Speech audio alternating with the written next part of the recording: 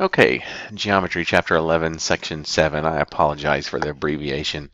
I am really having some difficulties with the right side of my board, and as I wrote surface area of spheres, it extended over there and was having difficulty. So just abbreviated, and this is going to lock up Chapter 11, and then we will move through with the review that will come after this.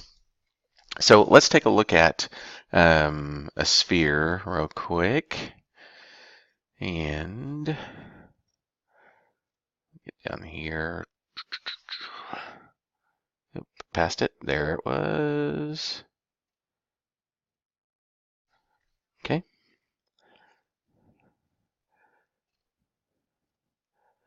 All right. So, oh goodness. Get rid of all that stuff. Bring the sphere down there. Okay, so again, we're looking at surface area. So what it would take, if you've ever wrapped anything present-wise, something that's circular is very difficult. So I think one of the best representation, if you ever had one of those cake pops, and they take that ball of cake and they roll it up and put it on a stick, and then they dip it into the type of icing or frosting or covering whatever's going to be on it. That amount of product is what covers the surface area of that sphere. And so the definition of surface area, or the formula, is 4 pi r squared. So if I'm going to find the surface area of a sphere, it is 4 pi r squared. And so, just a couple of examples. This is a pretty quick chapter. Let's say they give us a diameter of, let's say 20. So we have a diameter of 20 feet.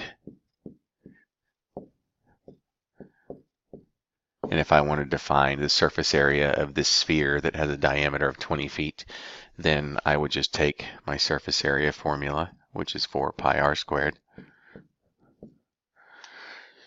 And so my diameter of that is going to be 10. So it's going to be 4 times pi times 10 squared. That's going to give me 4 times 100, which is going to give me 400. And I'm going to leave it as 400 pi because it's exactly 400 pi square feet. If they wanted to break that down and have you round that to the nearest tenth, then you could do that just by hitting your pi button. So let's take a look at another one. Let's take a look at one where I've got two spheres, and we're going to find the surface area of one when it gives us the surface area of another. And so this is going to come from example 5 at the top of page 587. They've given us sphere A. I guess I could have labeled it A and B, but I went with 1 and 2. Sphere A has a radius of 8 and a surface area of 256 pi. Okay, so a radius of 8 and a surface area of 256 pi. In our second one, or B in that case, they've given us a radius of 6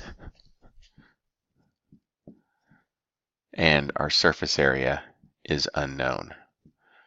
Now, I discussed this with a couple of you when we set up a proportion on a previous worksheet.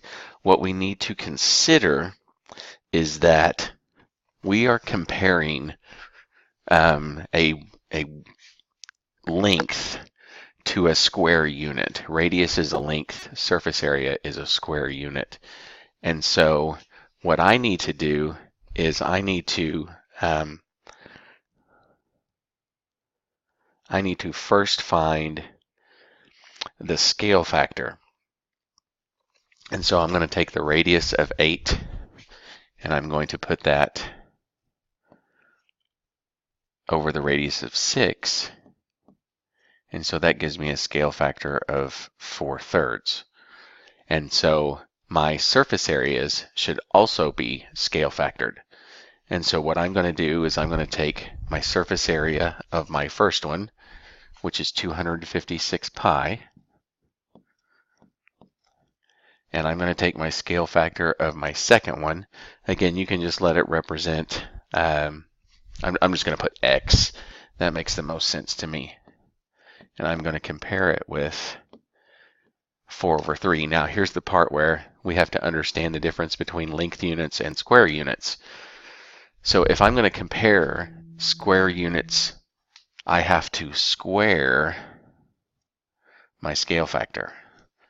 So that now leaves me with 256 pi all over x equals 16 over 9.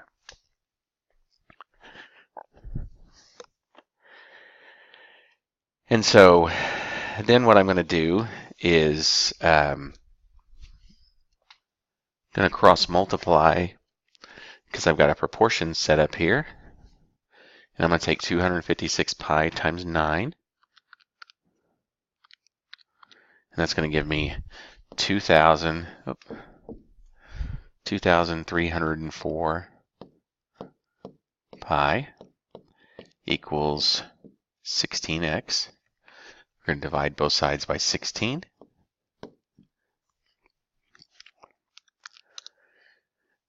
And so that tells me that that surface area is 144 pi. And I believe, what was our unit here?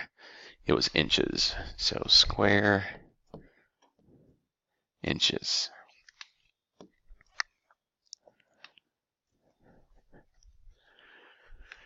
And that will complete Chapter 11, Section 7, Surface Area of Spheres.